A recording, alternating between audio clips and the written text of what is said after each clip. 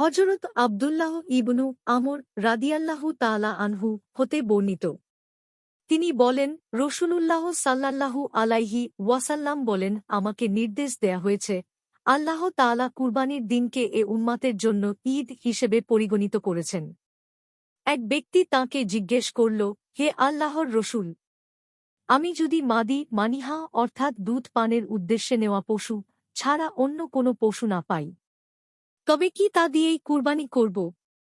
তিনি সাল্লাল্লাহু আলাইহি ওয়াসাল্লাম বললেন, না, তবে তুমি এদিন তোমার চুল ও নখ কাটবে, তোমার গোঁফ কাটবে, নাভির নিচের পশম কাটবে। এটাই আল্লাহর নিকট তোমার পরিপূর্ণ কুরবানি। আবু দাউদ, নাসাই।